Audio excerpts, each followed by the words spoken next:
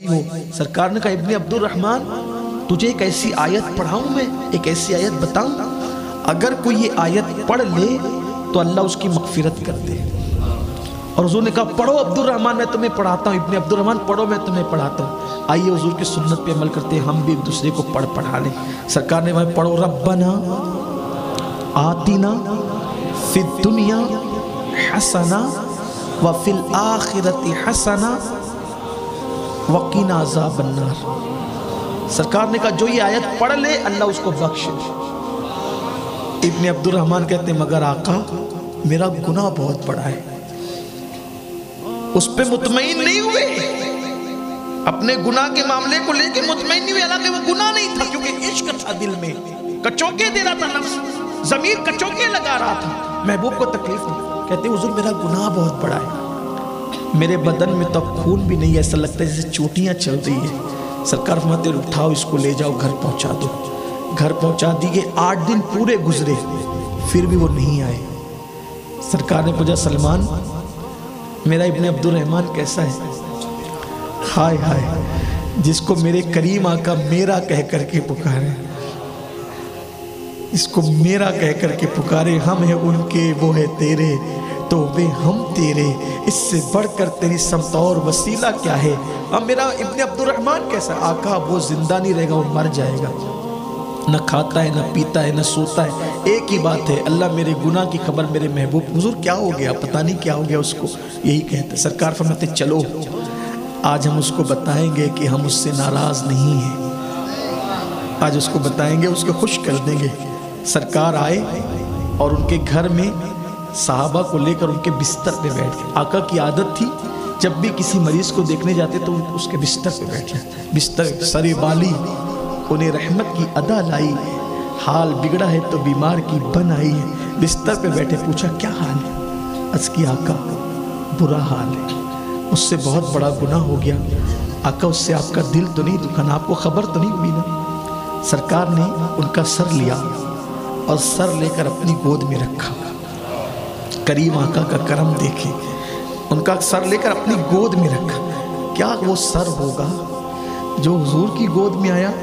حضور کی نالین کسی کے سر پہ آ جائے تو کہنے والے کہتے ہیں جو سر پہ رکھنے کو مل جائے نالے پاک کے حضور تو پھر کہیں گے کہ ہاں تاجدار ہم بھی ہے، لیکن جیسے ہی سر گود میں آیا ابن عبد الرحمن نے دھیرے دھیرے سر کھسکا کر زمین پہ گرا لیا۔ سرکار نے پوچھا تم نے سر کیوں ہٹا لیا؟ روتے ہوئے کہتے آقا آپ کی گود بڑی مقدس ہے، بڑی پاکیزہ اور معصوم گود ہے آپ کی، یہ سر میں جو آنکھیں ہیں اس نے بہت بڑا پاپ کیا ہے، اس لیے یہ سر آپ کی گود میں رہنے کے قابل نہیں ہے، لیکن قربان میرے آقا نے پھر اٹھایا، پھر گود میں رکھا، انہوں نے پھر گرا لیا۔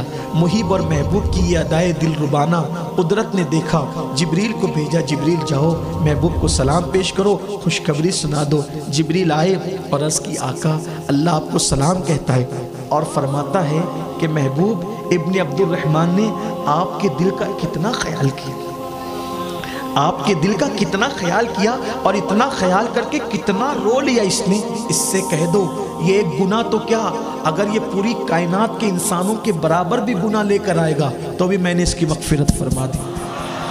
جس کو آپ کے دل کا خیال ہو پھر اس کا ہمیں خیال نہ ہو، جو آپ کے دل کا خیال کر کے روئے پھر ہم اسے جہنم میں ڈالیں۔ محبوب کہہ دیں یہ ایک گناہ کیا، آپ کا اتنا خیال ہے اس کو، امتی ہو کر، جوان ہو کر، چھوٹی عمر کا ہو کر اتنا رویا، اتنے آنسو بہائے، کھاتا ہے نہ پیتا ہے، آپ کے دل کے خیال میں اتنا رویا۔ اگر یہ ایک ہی گناہ نہیں پوری کائنات کے برابر بھی گناہ لائے گا تو بھی بخش دیں گے اس کو۔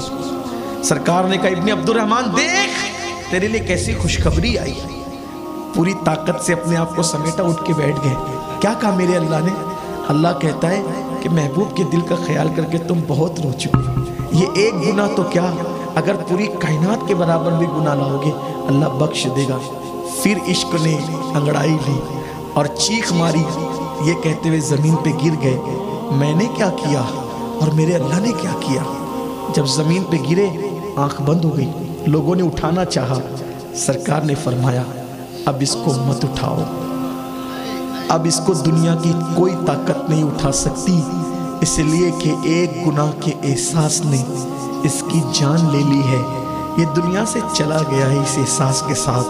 اسے غسل دو، کفن پہناؤ، میں اس کے جنازے میں خود آؤں گا، اس کے جنازے میں خود شریک ہوں گا۔ غسل دیا گیا، کفن پہنایا گیا۔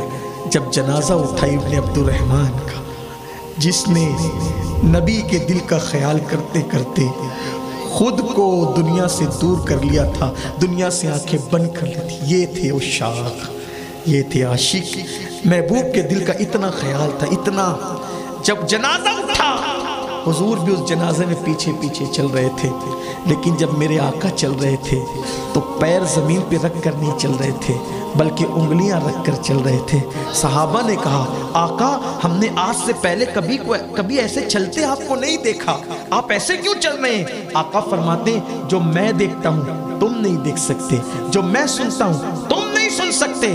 فرمایا میرے دل کے خیال میں اس نے اتنے آنسو بہائے، اللہ کا اتنا مقبول ہو گیا، اتنا مقبول ہو گیا کہ اس کے جنازے میں آسمان سے اتنے فرشتے اترے ہیں کہ مدینے کی زمین اب خالی نہیں ہے، کہیں پیر رکھنے کے لیے جگہ نہیں ملتی، اس لیے میں پیر نہیں رکھ رہا ہوں، انگلیاں رکھ کر کے چل رہا ہوں۔ میری قوم کے جوانوں، جس دن اس عشق کی خیرات ہمیں مل جائے گی، پوری دنیا قدموں میں ہوگی اور ہم ساری دنیا کے اوپر نظر آئیں گے۔ اللہ کرے وہ عشق اللہ میں نصیب فرمائے۔